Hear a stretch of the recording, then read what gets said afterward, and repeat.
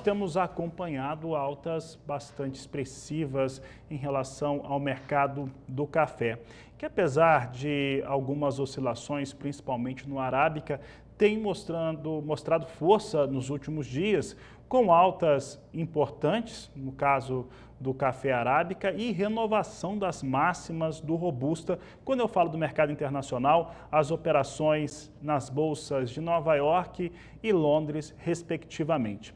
Para falar a respeito do que vem ocorrendo no mercado, o motivo dessas altas, nós vamos conversar agora com o Eduardo Carvalhais, que participa ao vivo conosco pela internet.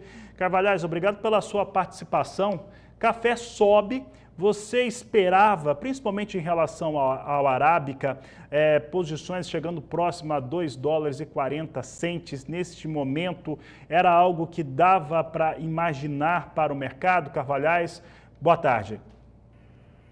Boa tarde. Olha, o mercado alta surpreendeu a todos, mas vocês que nos acompanham aqui, nós falamos sempre que a chave desse mercado é a falta de estoques de segurança no Brasil e no mundo todo. Os estoques são baixos nos países produtores e nos países consumidores.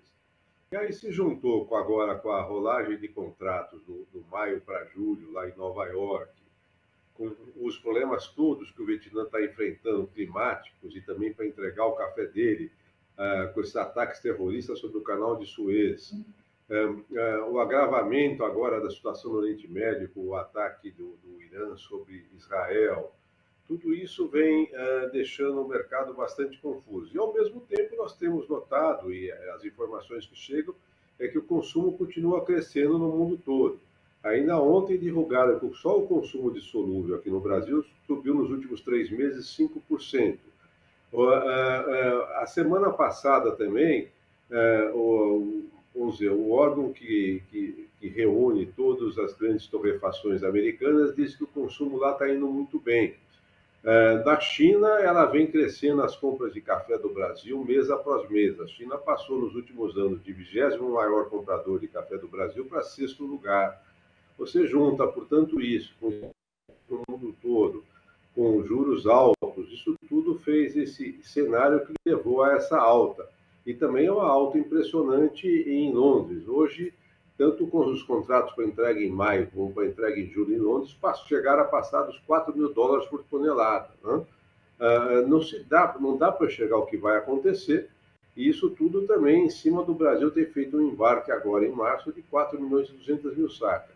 Ao que parece que o Brasil é que está salvando o consumo no mundo no momento. A América Central relata problemas, a Colômbia relata problemas, Vietnã e Indonésia, onde também está crescendo o consumo no momento, tanto no Vietnã como na Indonésia. Tudo isso fez esse quadro que levou a essa alta inesperada.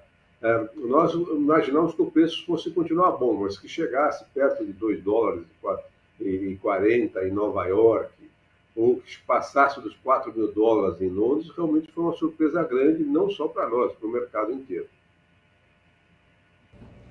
E Carvalhais, o que isso representa hoje quando a gente fala de oferta e demanda, quando fala da produção, a expectativa da produção brasileira de Arábica em 2024? Olha, como sempre nessa época, a discussão sobre o tamanho da safra é muito grande. Você tem números variando aí desde 57, 58 milhões até 70 milhões de sacas. Nós acreditamos que provavelmente vai ficar um pouco acima dos números do governo brasileiro, de 58, acima de 60 um pouco. Agora, é achar também, porque num país continental como o Brasil, com a produção de café espalhada por diversos estados, com modo de produzir diferente, isso dificulta também um afinamento dos números finais.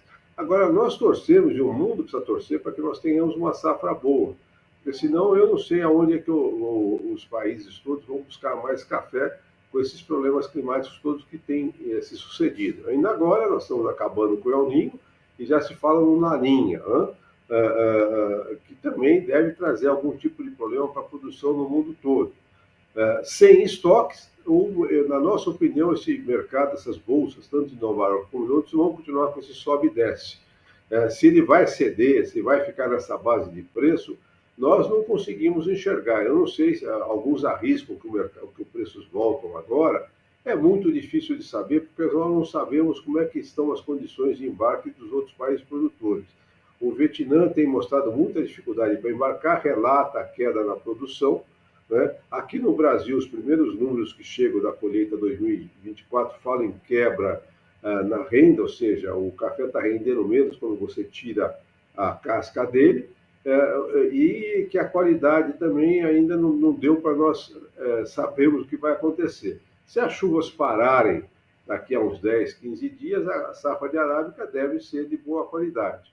Mas tudo isso traz incertezas para o mundo, fora os problemas políticos e econômicos que estão não só no Brasil, como nos outros países produtores também.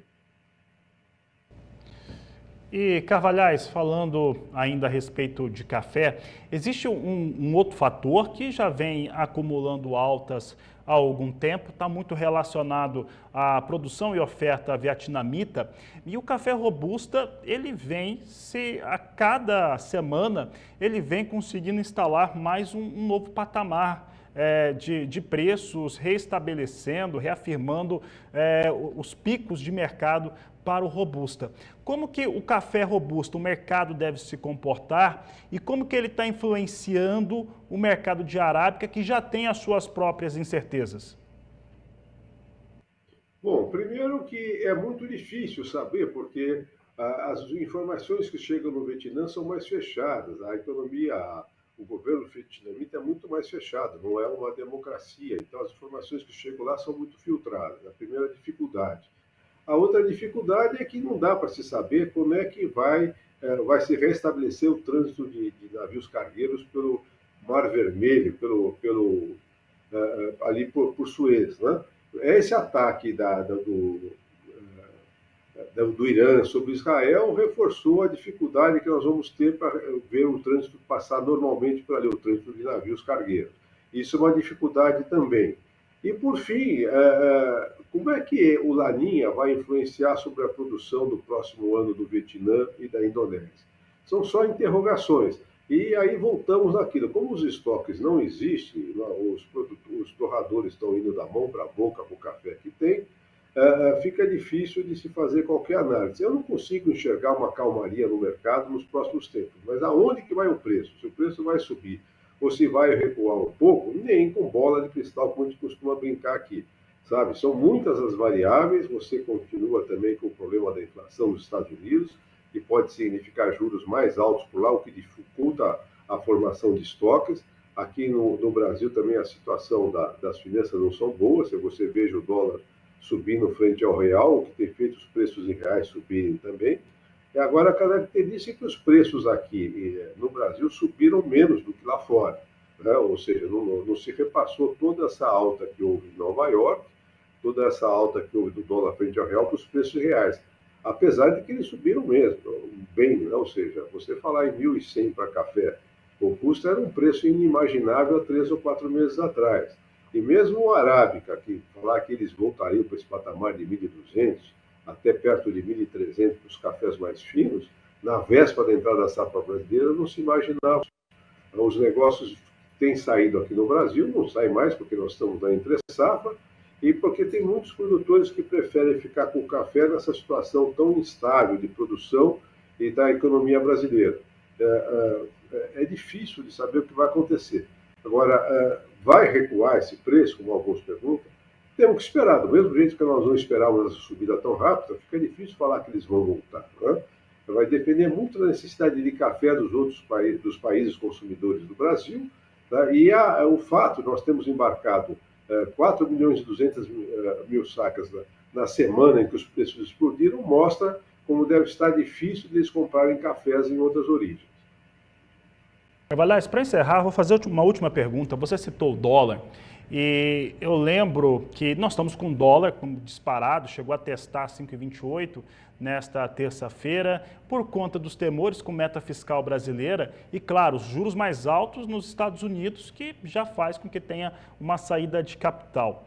E é muito raro, Carvalhais, nós termos um dólar subindo e um café arábica em Nova York subindo também. Isso é um fator bastante raro de acontecer no mercado. Se eu for comparar com outros, como soja, ontem soja, por exemplo, teve mais de 2 milhões de toneladas, um bom volume mesmo, um volume bastante intenso de vendas em um único dia. Até o momento, os números vão apontando aqui que está vendendo muita soja. No café está acontecendo algo semelhante? Por exemplo, mexeu com o preço do café no físico e o produtor está começando a travar diferente?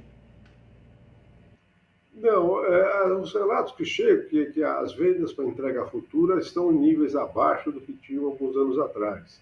O produtor continua vendendo menos do que costumava vender. Nesses dias, principalmente a partir de sexta-feira, pode ser que esse volume esteja aumentando, mas não existe relatos disso no mercado ainda, né? E mais uma vez, o grande problema é que esse dólar subindo e a bolsa também subindo, vindo, eu repito, mostra essa necessidade de curto prazo lá fora. Ainda falta rolar muito contrato do maio para julho, fica difícil de saber até quando vai. O First Notice Day vai ser no próximo dia 21, e a partir daí é que nós vamos sentir o que vai acontecer com as cotações de Nova York. Agora, o dólar tem surpreendido aqui no Brasil mesmo. É um patamar que muita gente não esperava que chegasse aqui. Estão sendo, sim, feitas vendas futuras. Essa época é a época de crescer essas vendas para entrega futura, porque o produtor já pode olhar no seu cafezal e ter uma estimativa melhor de quanto ele vai colher, ele já tem uma ideia melhor do custo de produção. Então, teoricamente, é prudente ele vender alguma coisa agora. Mas esses números não são registrados em lugar nenhum, então são só estimados. Nós imaginamos que as vendas para entrega agora, em agosto, setembro de 24, ou até em agosto, setembro de 25, estejam crescendo. Mas não existe um número certo do que está acontecendo. O que a gente ouve falar é que estão abaixo do que eram até 3 ou 4 anos atrás.